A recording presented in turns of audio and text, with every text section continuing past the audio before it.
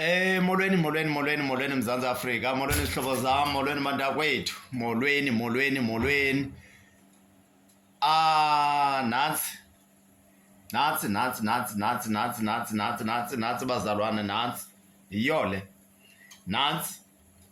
Right. Ndithe mandithathe lithuba ndike ndithethe ngalo mcimbi. Ingoma yonyaka. Hlobo zam ndinivile man.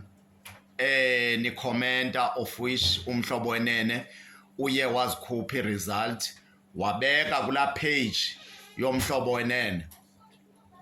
Ya, mamela ke.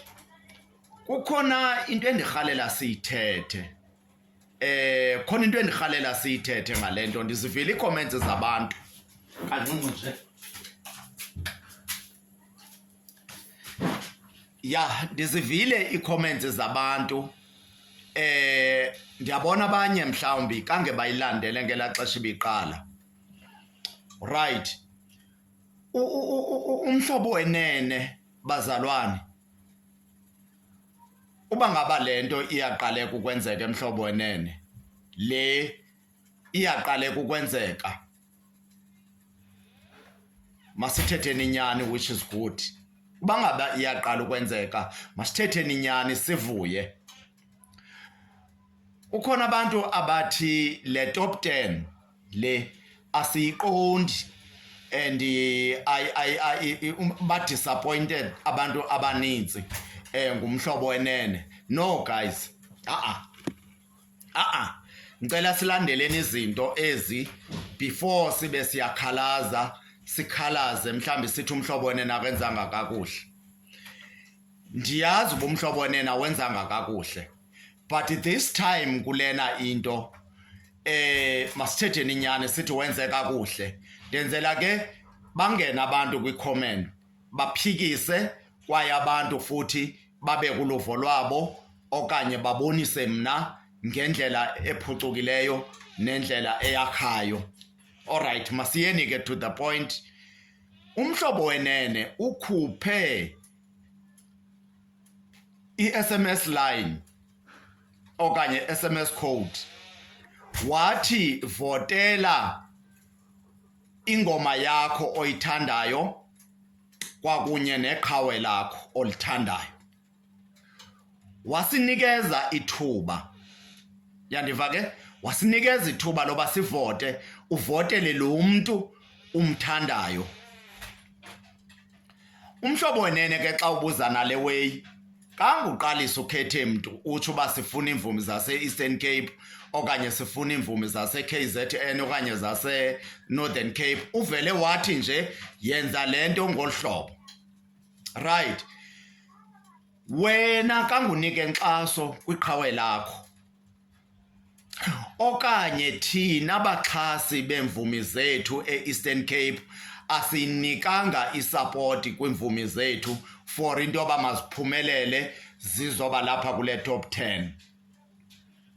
Ndafuna uyiphinda lento. Thina abantu base-Eastern Cape asixhasanga imvumi zethu uba mazize kule top 10. So le top 10 ayivelanga yonyulwe. Le top 10 iphumelele because of niye na SMS nakhetha into yoba makonyulwe obani bani. Asikwazi ke ngoku ukuthi okhuzani bafunani apha. Asikwazi ukuthi obani bani bafunani kutheni obani bengekho apha kule top 10. Siyaphazama andiqondi babe siyimamela ukuqala kwayo. Siyawugxeka umhlobo wenene kodwa ngexesha lenyaniso masiyimeleni inyaniso sithethe inyani. Hlobo wenene, you're doing the good job up. Okanye into esingase sikhale ngayo into yokuba ixesha esilinikiweyo libe lincinci for into basivote.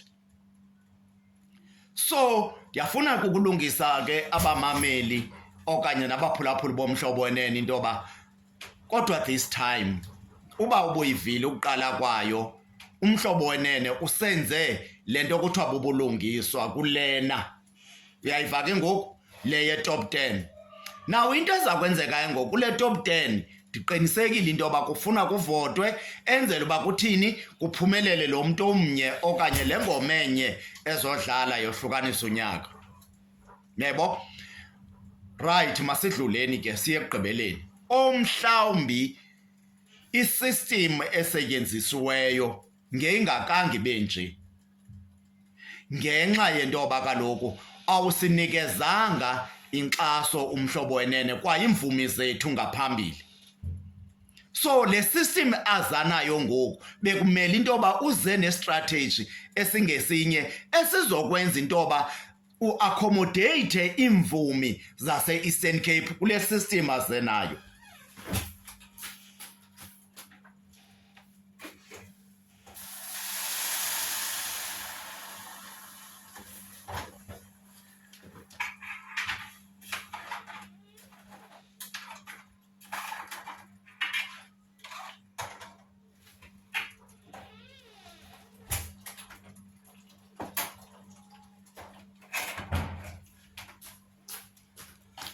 Alright, vumani ke ngoku ndithi kuni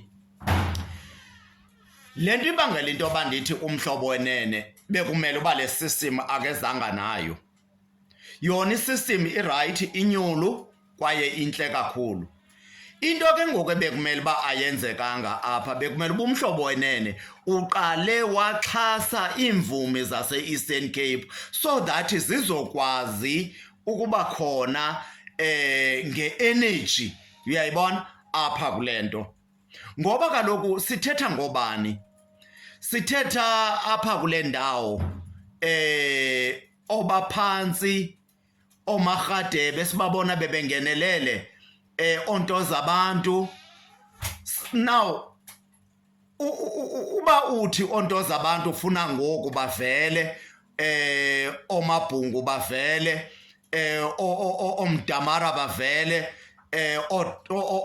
obani namani onteshe bavele, odela kufa bavele, bonke aba bantu uthi mabavele ubaxhase nini ukangwe wehlulekile kukubaxhasa? I think leyo bekumele into yoba iqale yalungiswa before kuze le system. So lithi ke ngokum lilonke isystem izabe iphinde ibuye next time, ndiyayibona, kodwa mayibuye umhlobo wenene ezixhasile imvumi zase-Eastern Cape in terms woba kudlalwe umculo wabo. Abaniki interviews azidlala ingoma zabo phantse bonke abantu abazimvumi balapha e-Eastern Cape, azidlala ingoma zabo. Ekugqibeleni ke ngoku uzoza nale system usithi kungavotwa ke ngoku because ububanikezile ithuba loba mabazithengise, nawe wabancedisa into yoba bazithengise, ungumhlobo wenene. So ithi ke ngoku yonke le nto into mayenzeke, lena into baze nayo i-right, kodwa ekugqibeleni sithi ayikho right ngenxa yento yoba kangabaniki support before kuqale le nkqubo. So ngokuqinisekileyo singalindela ukuphumelela oKhuzani, singalindelela ukuphumelela oMthandeni, uyayibona, abahleli bezawuphumelela nase-KZN, of which i-right nathi ubi-KZN bisifakile kwisystem yabo yathi makwenziwe njalo. Bekulilungelo loba imvumi zase-Eastern Cape zihambe ziyongenelela nakwela cala. So apho ndikhoyo ndisentweni ethi this system i-right, le system i-right. Only xa ubasapotile abantwana bakho, ungathi mabazongenela ngoku uyazi into yoba bazawubethwa. Ithana nindiva nina, ithana nindiva nina, ithana nindiva apha emhlobo wenene, anindiva abaphulaphuli bomhlobo wenene. Danki, ndiyabulela abantakwethu ngexesha lenu, ndiyabulela kule video. Danki, masinyamezeleni. Uba bakhona kumele sibavotele kule listi le, masibavoteleni kuphume ingoma yonyaka. Kodwa ndazi andiqondi uba kukhona kwa umntu wase-Eastern Cape apha, andiyazi. Bendike ndabona la mayeye sendangayazi ke ngokuba ngubani. Enkosi bantakwethu, kumnandi ukuba sibe sonke, futhi kumnandi ukuvakalisa izimvo, but yazeni into yoba umhlobo wenene ubenikeze ithuba and wanyulu wayenza into ngendlela esilungekileyo. Nkosi.